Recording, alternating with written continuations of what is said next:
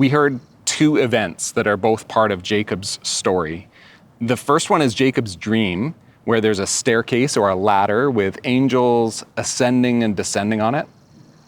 This ladder isn't something for us to climb. Rather, it's just identifying the location as this connection point between heaven and earth, between divine and human.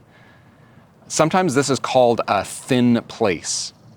A thin place is where somehow we encounter the divine or something spiritual that's centered around a particular location, but it could be centered around a particular activity as well. So sometimes it might be a church building or a particular site, or sometimes it's through a pilgrimage to a place or something like that, or by walking through a labyrinth or a forest or going into a cathedral. There are these thin places that we somehow something mystical or something divine seems to happen in these places for us as human beings that we can describe. They tended to be explained as thin places in Celtic spirituality, actually, in Celtic Christianity. These thin places where there's this connection point between divine and human. And maybe that's what's going on here in Jacob's dream. The setting for his dream is in a place called Luz, which he ends up renaming as Bethel. It's a place that's just north of Jerusalem. I always think it's kind of interesting that this doesn't happen in Jerusalem, because later we'll find out that Jerusalem becomes the site of the temple, which is then kind of the permanent thin place for this human and divine interaction. It doesn't happen there. It happens in another place that's just north of there. The other setting of this story is the dream itself. So is it so much that he is in Bethel, or is it more that it's the dream that's the place for this thin place? In any case, in this moment, there's this incredible vision of basically heaven's entryway. And also we have God in the story standing beside Jacob. And something that's really important here is that it's really clear that it's God. God is just simply named as being right there, standing right next to him. He's standing beside. And I really like this idea of standing beside. As we think about our own lives, where are the thin places where God is already standing beside you?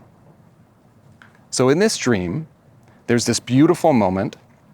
It's actually quite a positive experience that Jacob has. And he receives a promise from God, and the promise is really incredible. So God stands beside him, and God says, I am the Lord, the God of Abraham, your father, and the God of Isaac.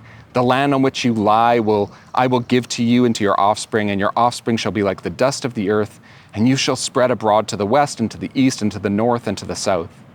And then God says this to Jacob, all the families of the earth shall be blessed in you and in your offspring. Think of the magnitude of that promise. All the families of the earth, all of the tribes, all of the nations of the earth will be blessed in you or through you and through your offspring. And God continues and says, know that I am with you and will keep you wherever you go. Know that I am with you. So as we reflect on the presence of God and what it means to have God present in our lives, how might we claim this same promise? I will be with you and will keep you wherever you go. And God continues and says, I will bring you back to this land, for I will not leave you until I have done what I have promised you. And then there's a piece that we didn't read out earlier. And this is where he renames the place where he was. He called it Bethel. And Bethel just means house of God. So Beth meaning house and El meaning God. And so we read about that, and we read about Jacob making a vow and saying, if God will be with me and will watch over me on this journey that I am taking, and will give me food to eat and clothes to wear so that I return safely to my father's household, then the Lord will be my God, and this stone that I have set up as a pillar will be God's house. So he basically had this stone that he'd used as a pillow. So he put his head on the stone and went to sleep. And when he woke up after this amazing dream, he took the stone and set it up as a pillar and said, this is going to be God's house, is this pillar that is being set up here. That action of taking the stone and setting it up, he's doing something that we do actually all the time in human culture. He's commemorating an event or a place, right? We do this as well. We have statues, or we have markers, or we have gravestones, and they are things that are set up that are something concrete, something tangible that'll help us remember or remind us of what the experience was. They represent that to us. And so as we think about, again, thin places in our life, where do we experience God, or how do we experience God? You may also want to think about, how do you commemorate that? How do you do something concrete that connects to that? Even maybe some of our spiritual practices, we've encouraged creative practice. That might be the result of that. You might have something concrete so that when you see that, you look back and remember, oh yeah, that was to help me try to experience God, or I experienced God through that. And we actually need those tangible things to help us remember. We almost do that naturally as human beings. We just don't think a lot of the time that that's what we're doing. So that's the first story. The second story is a really bizarre story. It happens a little bit later in Jacob's life. And it's Jacob wrestling or struggling with God, or maybe it's an angel, or maybe it's a man, or maybe we don't know. Something important here is that Jacob is not dreaming in this one at all. He's not sleeping, actually. He wrestles all night. And so I wonder, has that ever happened to you, where you're wrestling or struggling with something? Probably not with someone, I hope, but struggling with something and you can't sleep, right? And it's just keeping you up, and you keep going. Maybe you can relate to this story through that. I want to read to you a few paragraphs from a study Bible called the New International Version First Century Study Bible, and they have some great details about this particular passage. So I just want to read those paragraphs to you, because I think it gives us some good background information about the ancient Near East and some of the cultures that might have influenced this story, or at least influence how we might read this story. So here's what that study Bible has in some of their notes. There's no more mysterious story in Genesis than Jacob's night encounter with a man. The text raises more questions than it answers. Who was this person? What was he attempting to do? Does he represent something or someone? What were he and Jacob fighting about? Was the stranger trying to prevent Jacob from crossing the river, from meeting his brother, or from entering the promised land? Was Jacob wrestling with himself, his past, his brother, an angel, or God himself? Both ancient and modern commentators do not agree on the precise meaning of the wrestling match. What is clear is that this was Jacob's defining moment as a man, as a patriarch, and as a spiritual being. Many stories of river crossings in the ancient world involved spirits or divine beings. And Jacob was about to cross the river, as you kind of hear alluded to. He's about to cross a river to go and meet his brother, and he's estranged from his brother. They're really at odds with one another. So this is just about to happen as a river crossing.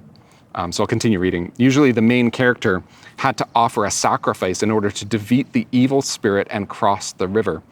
Such mythology seems to be absent from the Jacob story. Jacob wrestled with the man without a clear victory, demanded a blessing, received a new name, and walked away injured. Was the stranger intending to frustrate Jacob, give him a blessing, or wound him? The fact that Jacob could not enter the promised land without struggle and pain is an important theme in the story. Jacob's struggle with himself, his brother, his wives, his uncle, the man, the angel, and even God creates the background of Jacob's new identifying name. As noted, the precise meaning of Israel is elusive. But clearly, it is a name born in struggle, just as the future people of Israel would wrestle with their own identity, struggling to understand God. To be a part of Israel, literally and symbolically, was to struggle with God. This profoundly shaped the religious consciousness of the biblical people. Struggling with God was essential and left the faithful limping. In fact, future blessing, the promised land, could not be separated from struggle. The night match is an essential dimension of the human experience of seeking God. We all have and will have a dark night of the soul. We all have a past. We all have broken relationships. We all stand alone on the shore. We all desire to come home. I thought those paragraphs that I just read, they're kind of long, were really helpful for me in understanding a little bit more about this story and what it might mean for us. While it's unclear from the story itself who Jacob actually wrestled, it does seem like Jacob himself interpreted his wrestling at night as struggling with God. And the man he wrestled with sometimes seems to speak and act as God, but sometimes as an angel and sometimes in a way that seems like he couldn't be either. Jacob won't walk away from the wrestling match until his opponent blesses him. This is strange, but maybe there is something to this for us. Maybe in our own struggles, we need to hear, don't give up. Sometimes it really is a struggle. Sometimes you're up all night, and sometimes you need to hold on until there is a blessing. And then there's this strange exchange that happens. The opponent of Jacob says, "What is your name?" after Jacob's asked for a blessing. And Jacob answers back, "Jacob." And then the man said, "You shall no longer be called Jacob, but Israel, for you have striven with God and with humans and have prevailed." And then Jacob asked him, "Please tell me your name." But he said, "Why is it you asked my name?" Naming in the ancient world, and maybe still today, is about identity, truly knowing someone, and it's sometimes about power and control. There is power in naming something or someone. When you rename something or someone, you are reframing or redefining a situation. Jacob is given a new name that describes his relationship with God and people. He strives. He strives and contends with God. Jacob then asks for the name of his wrestling partner. Are they opponents at this stage of the night, or are they now partners? But the response from the partner is just, "Why is it that you ask my name?" Maybe Jacob is trying to find some meaning in the wrestling match. Who is this that I'm struggling with? Is it God? As we think about our own experience of God's presence, we might ask the same question. In the midst of the struggle, we may have a sense that we are somehow struggling with God, or sometimes against God, or maybe in partnership with God. It isn't always clear. See, thin places aren't all staircases connecting heaven and earth with God standing right next to us, promising us beautiful things. And we ask, in the midst of whatever we wrestle with, what is this? What is going on? What does this mean? Is there any meaning in this? Will I ever know? How do I control, redefine, or name this experience? Are you in this, God? Is that you? Well, the next day, after his wrestling match, Jacob reaches a conclusion. Verse 30, it says, "So Jacob called the place Peniel, saying, 'For I have seen God face to face, and yet my life is preserved.'" When you struggle, and then a new day dawns, what conclusion will you reach? Last week, we asked you to try engaging with God through some kind of creative practice. And so I'll encourage you again and remind you to keep a broad definition of creativity. Open yourself to the possibility of meeting God through doing something creative. Maybe it'll be like a dream, maybe idyllic. Sometimes doing something creative is a joy and wonderful.